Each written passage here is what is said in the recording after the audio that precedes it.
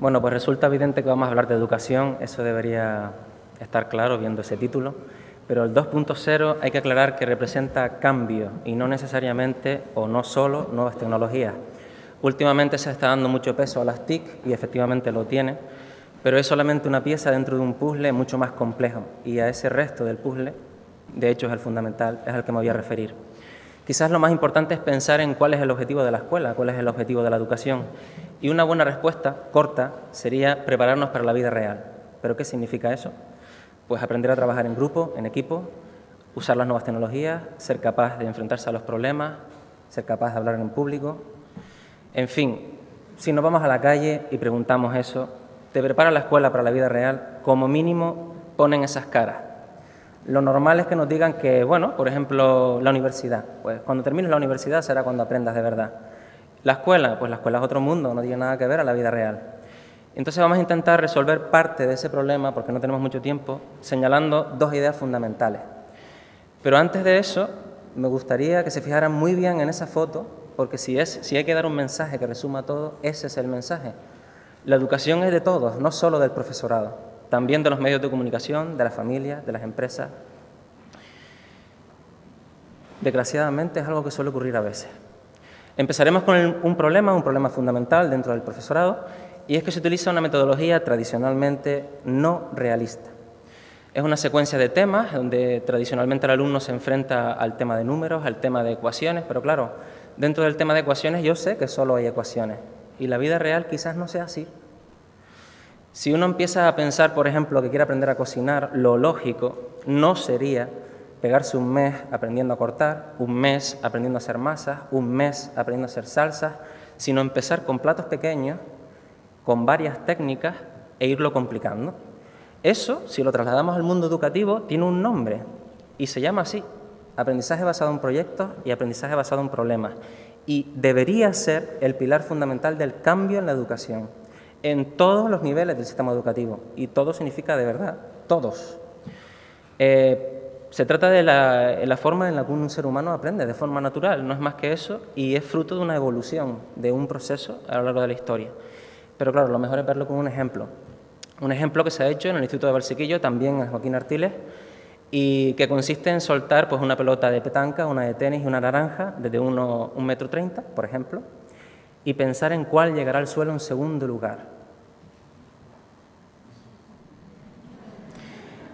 Bueno, podríamos empezar la aventura con una primera fase, con un análisis histórico, ver qué pensaba Aristóteles, le sorprendería lo que pensaba Aristóteles, ver qué pensaba Galileo, pero también una parte muy interesante y muy viva es hacer un estudio estadístico, ver qué ocurre en el pueblo, en el centro, depende del nivel de estudios la respuesta, depende de si es chico o chica, depende de la edad.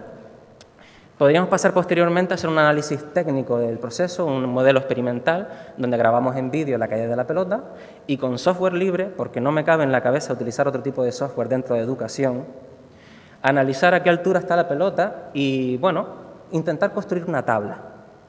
Fíjense que es el método científico llevado al aula. Cuando construimos una tabla podemos registrar el tiempo y también la altura. Y esa altura, si empezamos a utilizar técnicas de diferentes bloques de contenido, de aritmética, de álgebra, de funciones, y no de forma ordenada, sino de forma realista, podemos llegar a esa fórmula matemática. La cara de los chicos cuando ven esa fórmula matemática y comprueban que de verdad, por primera vez en su vida a veces, es una fórmula que realmente describe un proceso, es alucinante. Pero va más allá. Yo nunca, a lo largo de mi vida, encontré experimentalmente el valor de la aceleración de la gravedad. Y es algo que me parece un pecado dentro de un ingeniero.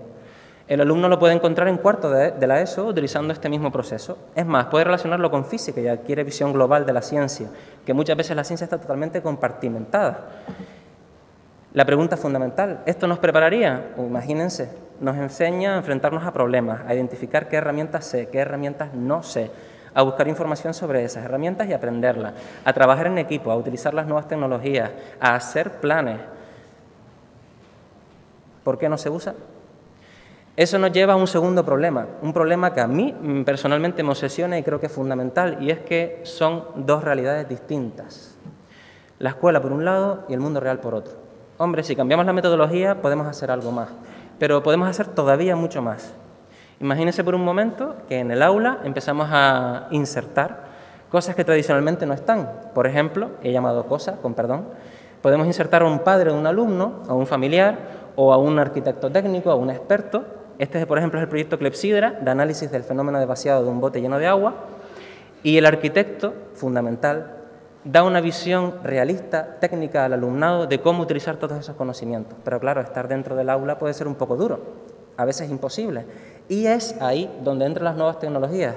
Videoconferencia, la web 2.0 en general, por poner un ejemplo, los foros de Moodle. Fíjense que las nuevas tecnologías no son la base, las nuevas tecnologías potencian el cambio, pero no son la base del cambio. Podemos ir todavía mucho más allá. Podemos coger a un conjunto de compañeros y diseñar un proyecto conjuntamente en clase, ahora que ya trabajamos por proyectos sería natural hacerlo, para diseñar cómo unir el estrecho de Bering. Ya yo lo tengo planeado todo: mapas, escalas, GPS, funciones, trigonometría, matemática financiera, y todo eso nos llevaría a un plan de motivación que creo que es la pieza fundamental que falta muchas veces en el sistema educativo y podría cristalizar en un diploma que reciba el alumnado tras realizar el proyecto, con un sello de la empresa, un sello del organismo educativo y también un sello para la empresa de participación ciudadana, porque indudablemente ellos tienen que ganar también publicidad.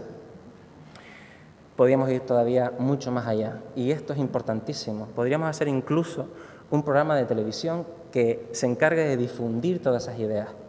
Siempre se habla del Plan Canario de I+D+I, pero esa +D es vital, que es la de difusión. Si se investiga, se desarrolla, se innova, pero si no se difunde, estamos perdidos. Quizás eso, y perdón la rapidez, pero que había muchas cosas que contar, pueda ser una educación 2.0. Piénsenlo y me cuentan. Buenas noches y muchísimas gracias a todos.